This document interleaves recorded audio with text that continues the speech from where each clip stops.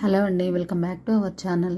ఈరోజు రెసిపీ వచ్చేసి గోంగూర అండ్ ఎండుమిర్చి అమ్మమ్మల కాలం నాటి పచ్చడి అండి. ఇది ఒకసారి మీరు కూడా ట్రై చేయండి.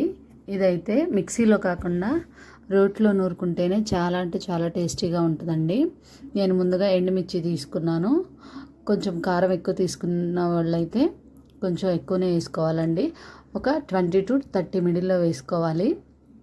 ఇలా మంచిగా ప్యాన్లో ఫ్రై చేసుకున్న తర్వాత పక్కన పెట్టుకొని, ఇలా అదే ప్యాన్లో మనం గోంగూర మంచిగా వాష్ చేసుకున్న పెట్టుకున్న దాన్ని కూడా ఆ ప్యాన్లో వేసుకొని మొత్తం వాటర్ మొత్తం అయిపోయేంత వరకు గోంగూరని ఫ్రై చేసుకోవాలి. ఇంకొక పక్క నేను రోట్లో మనం ముందుగా ఫ్రై చేసి పెట్టుకున్న ఎండుమిర్చి అండ్ అందులో కొంచెం గళ్ళుప్పు కూడా యాడ్ చేశానండి.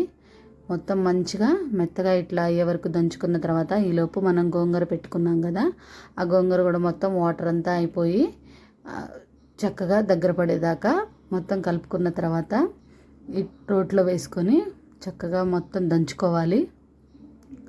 ఇవి మొత్తం మంచిగా కలిపెట్టుకోవాలి. రోట్లోనే మొత్తం దంచుకున్న తర్వాత మొత్తం కలిసిపోయాక దీంట్లో ఒక 5 నుంచి 6 వెల్లుల్లి రెబ్బలు కూడా వేసుకోవాలి. మంచిగా మొత్తం కలుపుకోవాలి.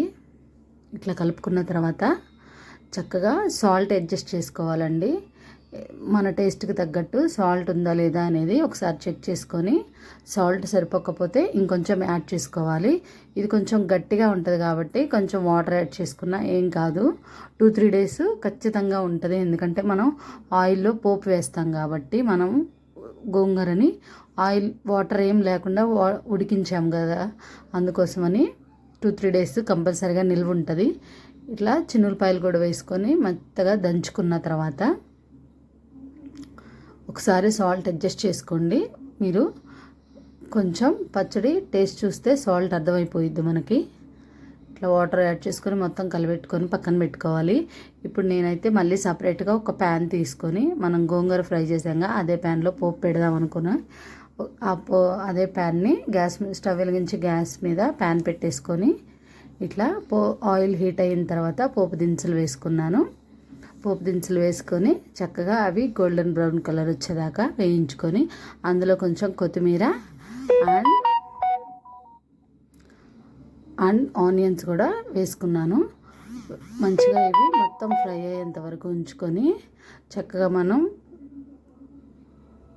గోంగూరని రోట్లో నూరుకున్నాం కదా, ఈ ఆనియన్స్ ఇవన్నీ మంచిగా ఫ్రై అయ్యాక ఆ తాలింపులో ఈ గోంగూర పచ్చడి వేసుకుంటే ఒక 2-3 మినిట్స్ మొత్తం కలుపుకున్న తర్వాత గ్యాస్ ఆఫ్ చేసి ఒక బౌల్లో తీసుకొని సర్వింగ్ ప్లేట్లో సర్వ్ చేసుకుంటే ఎంతో టేస్టీగా ఉండే అమ్మమ్మల కాలం నాటి గోంగూర రోటి పచ్చడి రెడీ అవుతుందండి. చాలా అంటే చాలా టేస్టీగా ఉంటుంది. ఒకసారి మీరు కూడా ట్రై చేసి ఎలా వచ్చిందో చెప్పండి. మీరు ఏ వంట కావాలనుకుంటున్నారో నాకు కింద కామెంట్ చేయండి. నచ్చితే లైక్ చేయండి, షేర్ చేయండి. ఛానల్ని మాత్రం సబ్స్క్రైబ్ చేసుకోండి. థ్యాంక్ యూ అండి. Thank you for watching. Subscribe button మీద వెళ్తూ క్లిక్ చేసి వెళ్ళండి. Thank you.